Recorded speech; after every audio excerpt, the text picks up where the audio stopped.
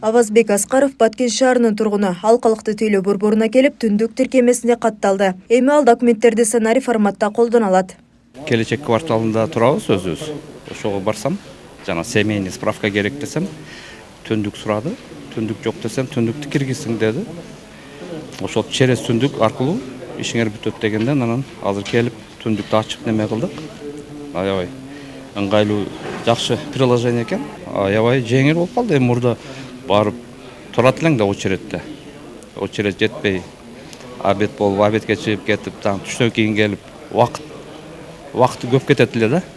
Азыр жакшы болуп калды. Түндүк тиркемеси бүгүнкү күндө эң оптималдуу анан ыңгайлуу жарандар үчүн тиркеме болуп саналып атат. Себеби түндүк тиркемесиндеги документтер түп нускадагы документтер юридикалык кандай күчкө ээ болсо, түндүктөгү электрондук документтер да ошондой күчкө ээ. Документтердин баарын колдо көтөрүп жүрбөй, телефонго түндүк тиркемесин көчүрүп алса, ошол документтер баары жарактуу болуп эсептелет, жетиштүү болуп эсептелет.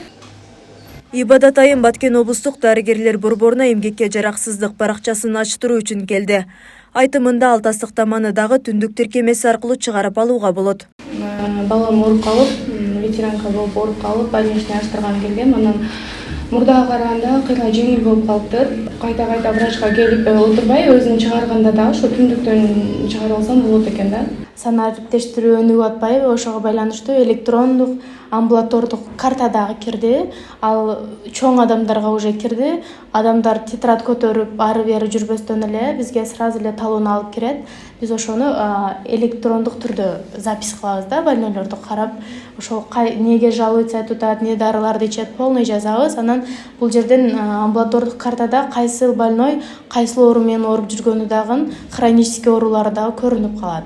Саламаттык сактоо мекемелериндеги дарыгерлердин кабыл алуусу үчүн электрондук кезек, бейтаптын электрондук картасы, электрондук рецепт, онлайн кеңеш берүүңдү тейлөөнүн бир катар түрү санарип мүмкүнчүлүктөрдүн алкагында иштеп жатат. Мындайча айтканда, биринчи кезекте онлайн кезекке туруу, үйүндө туруп эле кайсыл убакка ыңгайлуу болсо, ошол убакка дарыгерге жазылуу шарт түзүлгөн. Андан сырткары айлап системасына кирген бейтаптар кайсыл жерде болбосун, ошол системадан ошол тапшырган анализин чыгарып алат. Ошондой эле мурда биз наркологиялык изилдөөлөрдөн өткөндөн кийин жанакы алкоголдук ичимдердин ичкен же ичпегендиги жөнүндө протоколду колдо жазып бере турган болсок, ал дагы бүгүнкү күндө электрондоштурган да. Анан баардык система түшкөн системалардын баардыгы бул түндүк программасынан, системасынан чыгат да. Бул дагы өзгөчө ыңгайлуу. Ар бир жаран түндүктү колдонсо, ошол жактан чыгарганга ыңгайлуу шарт түзүлөт.